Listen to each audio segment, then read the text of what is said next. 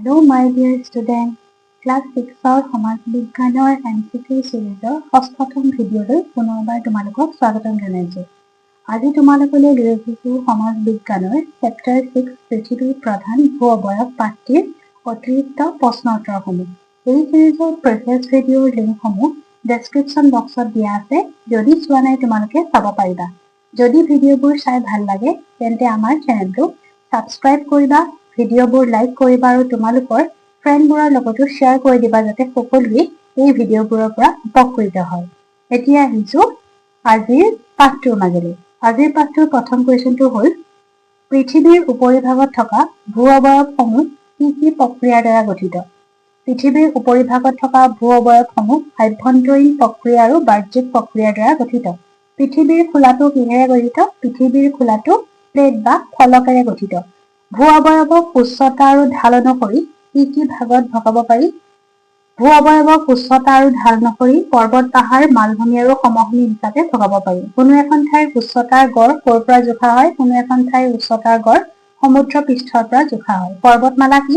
শাৰী শাৰীকৈ থকা পৰ্বতৰ সমষ্টিকে পৰ্বতমালা বোলে। হিমবাহ কাক বোলে? পৰ্বতৰ ঢালেৰে নামি অহা বৰফৰ খণ্ডকে হিমবাহ বোলে। জ্বালামুখী বা আগ্নেয়গিৰি উদগীৰণ কাক বোলে?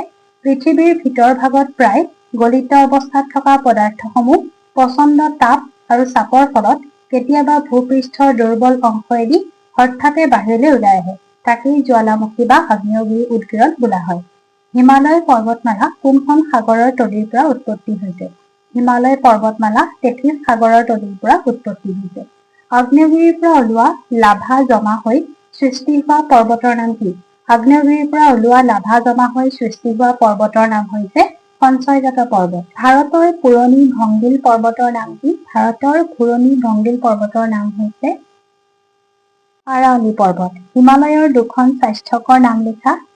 হিমালয়ৰ দুখন স্বাস্থ্যকৰ নাম হৈছে মুছৌৰী আৰু চিমলা। মালভূমি কি? কিছুমান পৰ্বত বা পাহাৰৰ ওপৰত বহল সমতল ঠাই দেখা যায়, তাকেই মালভূমি বোলে। পৃথিৱীৰ আটাইতকৈ উচ্চ মালভূমিটোৰ নাম কি? পৃথিৱীৰ আটাইতকৈ উচ্চ মালভূমিটোৰ নাম হৈছে তিব্বত মালভূমি, যাৰ উচ্চতা 4000 পৰা 6000 মিটাৰ। কপাহ খেতিৰ বাবে ভাৰতৰ কোনটো অঞ্চল উপযোগী? কপাহ খেতিৰ বাবে দাক্ষিণাত্য মালভূমি অঞ্চল উপযোগী, যাৰ মাটিৰ ৰং কলা। মেঘালয়ত থকা দুটা জলপ্ৰপাতৰ নাম লিখা।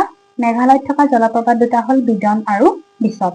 মই ভাবো তোমালোকে আজিৰ পাঠটোৰ কুৱেশ্যন এনচাৰসমূহ সকলো প্ৰশ্ন উত্তৰ ভালকৈ বুজি পালা আৰু যদি কিবা কনফিউজ হৈছা তেন্তে কমেণ্টত মোক সুধিব পাৰিবা। থেংক ইউ ফৰ ৱাচিং।